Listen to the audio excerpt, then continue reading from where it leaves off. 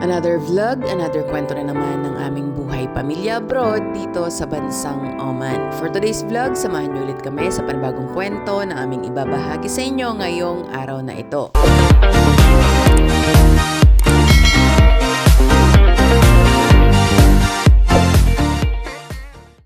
Hello guys, andito kami sa room. Nagpunta ulit kami dito kasi nung nakaraan nga napinturahan na, then na-arrange na rin ito yung mga gamit. Ngayon, nag-try naman kami ulit na maglinis. So, ano yan? Oman vlog? Oman vlog, ma'am. Yes. What is this one? That's Okay. the sunod. Yes, okay. Yeah, sikit kat. Hello. So, nakapagwalis na ako, then nakapag-map na. Oman, yes. Oman vlog. Nakapag-map na ako, and then naka-wipe na ako ng tables, and then ng mga cabinet. Tapos nakapag-ano na rin ako, nakapaghugas. Then, inugasan ko lahat ng mga cutleries, lahat ng mga gamit dito sa kusina. And then, try na rin akong magpunas dito. Tapos ngayon, ito naman yung loob ng cabinet namin na almost empty. So, tatanggalin ko ng lahat yan and then pupunasan ko yung mga shelves.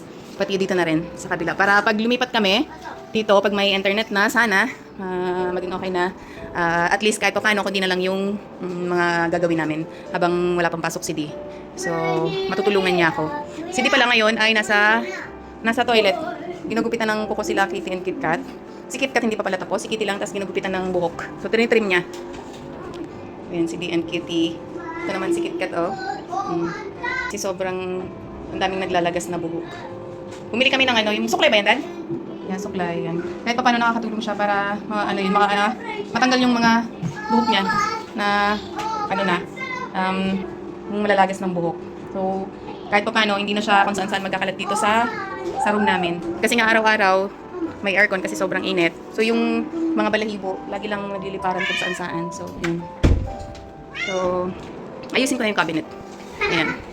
Habang wala pang ang pasok si D, sinasamantala talaga namin na makapaglinis dito sa bahay. Sabi ko nga sa kanya, linisin namin lahat, lalo na dito sa may kitchen namin. Simula nga nung dumating kami ni Kuya noong 2023, bihira lang talaga akong makapaglinis ng matataas na bahagi ng bahay dahil buntis na ako noon kay baby. Takot nga din akong umakyat kasi baka kung ano pa ang mangyari sa akin. Katapos kong manganak, mas naging mahirap ang sitwasyon dahil wala kaming kasama or wala akong katulong. Naalala ko nga noon, isang araw pa lang matapos kong manganak, kailangan ko nang bumalik sa lahat ng mga gawaing bahay. Dahil that time, wala talaga akong maaasahan. Sobrang busy nila din noon. Dahil December nga ako nanganak, peak season sa trabaho niya. Halos araw-araw, umaabot siya ng 16 hanggang 17 na oras sa trabaho. Kaya talagang wala akong maasahan kundi sarili ko lang. Si Kuya nga noon, maliit pa kaya hindi pa masyadong maasahan. Kaya parehas kaming pagod at puyat talaga ni D that time. Dahil alam naman talaga natin na pag may baby ay sobrang hirap. Pero thank you Lord kasi nalagpasan namin yon at nakayanan namin lahat na wala kaming ibang inasahan. Dahil nung nanganak ako kay Kuya, kasama ko ang nanay ko noon kaya hindi talaga ako nahirapan. Halos isang buwan hindi ako pinagawa ng mga gawaing bahay dahil nga daw baka mabinat ako. Sa awa ng Diyos, after kong manganak kay baby, kahit bugbog ako sa gawaing bahay ay okay naman ako. Mas doon ko naramdaman, mas na-appreciate pa ang lahat ng mga nanay dahil talagang hindi biro ang lahat ng sakripisyo. Lalo na sa mga nanay na wala talagang maasahan katapos manganak. O siya, balik muna tayo dito sa video.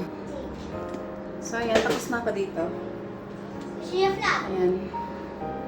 Malinis na. Ipupunasan ko lang ulit, towel na may water. Ayan. Ayan. Bro. Natutuwa nga ako sa cream na nabili ko na panlinis dahil talaga namang natatanggal lahat. Kaya ngayon, pinupunasan ko lang ng towel na may tupi. Pero mas natutuwa ako na walang pasok si D kasi marami kaming nagagawa at natutulungan niya ako sa mga gawaing bahay. Hoy. Ikan.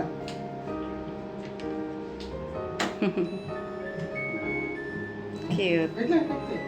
Alam nyo ba, parang may 4 na rin kaming anak. Dahil sila KitKat at Kitty nga ay kailangan mo rin asikasuhin, paliguan, gupitan ng kuko, ng buhok, at pakainin. Minsan nga ay pasaway din. Kung saan-saan mag-aakyat, lalaglag lahat ng mga gamit. At sa totoo lang, ang dami na naming platong binasag ng aming mga pusa.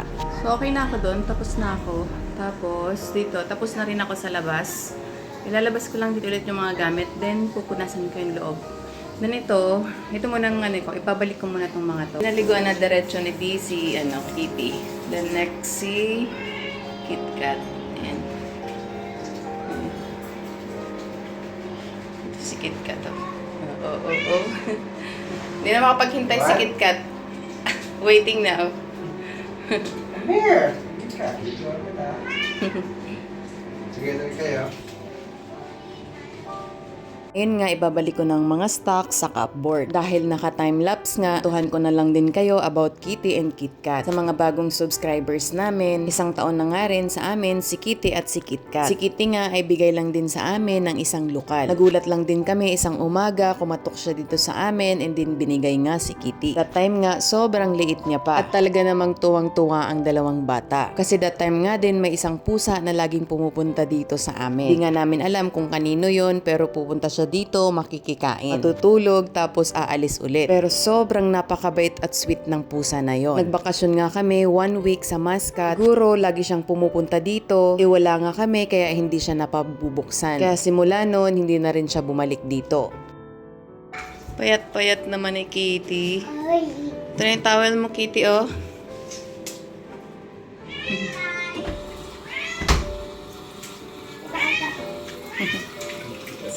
Ay, sweet. Sweet. Ayaw niya. Ayaw niya i-kiss. Ano mo yan? Bangun na si Kitty. Ikaw hindi pa.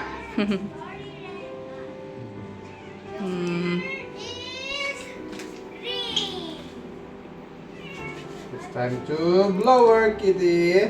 Say hi to your followers. To your Hi. subscriber, Kitty. Our subscribers. KitKat. Linis ang ilong mo. Cute.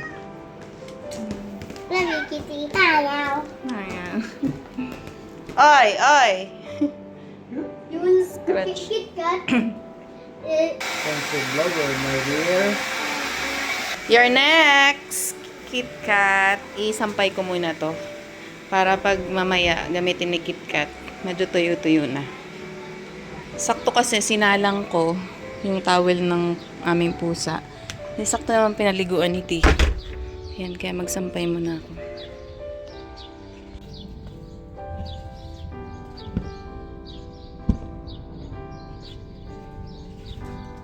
Pagpapatuloy ko na nga ang aking kwento, si KitKat naman nga, after 1 month na dumating si Kitty sa amin, ay dumating na rin siya. Yan yung laman ng aming cupboard. That time nga pumunta kami ng Mudam at namili. Ang Mudam nga ay isang village na malapit dito sa amin. Mga 15 to 20 minutes walk. Na kung saan may mga maliliit na shop, katulad na lang ng grocery store, mga coffee shop, barber shop, at iba pa. At nung pauwi na nga kami, nakita namin si KitKat sa tabing daan. At sobrang nakakaawa. Who's next, KitKat? My kitty KitKat! Where are you going? Huh? Now it's your turn, huh? It's your turn. KitKat po. KitKat po. Now it's your turn. Huh? To cut your nails. Cut your nails and then take a shower. Take a shower. Ito, bata na.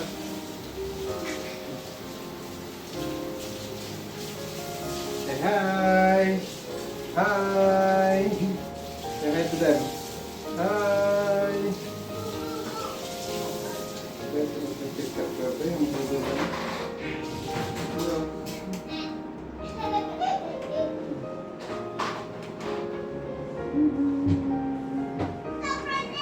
And that time, sobrang dami niyang sugat, ang liit, ang payat, yung tipong parang hindi na talaga siya mabubuhay. Inigyan namin siya ng pagkain at tubig at kumain naman. Pero nung paalis na kami, sumunod talaga siya sa amin kahit hirap na hirap siyang lumakad dahil pilay nga rin siya. Sa sobrang awa namin, nag-decide kami ni Dee na kuhanin na lang siya. Then pagdating dito sa bahay, pinaliguan lang ni Dee, ginamot namin lahat ng sugat niya at pinakain ulit. At kung makikita niyo siya ngayon, sobrang ibang-iba na kung ano namin siya nakita. kahit sobrang kukulit nila, ay talaga namang okay lang. Dahil iba din ang nabibigay nilang saya sa amin. At pareho nga rin silang malambing. Kaya nung nawala nga si KitKat ng 3 days, sobrang lungkot talaga namin. 3 days kaming naghanap at akala namin hindi na talaga namin siya makikita. At buti na lang, nandito lang din pala siya sa paligid namin. At kung gusto nyo nga ring mapanood, yung vlog na yon uploaded na rin. O siya, ang dami ko na ngang nakwento, balik na tayo dito sa video. Malinisan ko na nga ang kabilang cupboard, pinagbabalik ko lang lahat ng gamit at pinunasan ko na rin lahat ng mga drawers. At ngayon nga, umakyat na ako para mapunasan ang aming bintana. Tapos na nga rin si Di magpaligo kay KitKat and Kitty. Sabi ko sa kanya, tanggalin yung blinds para malinisan. Dahil sobrang dumi na nga. At para na nga din mapunasan ko ng maayos ang pinakataas. Bala ko nga din tanggalin ang takip ng exhaust fan para mahugasan ito. Kung makikita nyo nga, alalay pa ako sa pag-akyat. Dahil natatakot nga rin ako baka magiba pa ang aming kitchen. Habang nagpupunas nga ako dyan, naisip ko, 3 years na rin pala kami dito sa Oman. Nung 1 year and 3 months pa lang kami dito, may malaking blessing kaya nakapagbakasyon kami. At ngayon nga, magto 2 years na kaming hindi nakauwi. Hoping next year, makapag-ipon ng pamasahe at makapagbakasyon. Dahil sa ngayon nga, sobrang mahal ng ticket, hindi pa talaga namin kaya dahil 3 pa nga kami. Thank you Lord nga kasi si D, provided ng company ang ticket niya. Dito na lang din pala siya naglinis ng blind sa toilet. Habang ako naman, katatapos ko lang magpunas ng bintana at ngayon, sinunod ko naman ang air fryer, rice cooker, water heater, at toaster. Kung makikita nyo nga, inabot na kami ng gabi. At sobrang ramdam ko na rin ang pagod. Pero okay lang, at least nakapaglinis kami. Dahil masarap sa pakiramdam pag maayos at malinis ang tahanan. O siya, hanggang dito na lang po muna ulit ang aming paglilinis vlog. Maraming salamat po sa walang sawang panunood at suporta sa aming simpleng buhay bilang isang pamilyang Pilipino dito sa Oman. God bless us all po. Bye!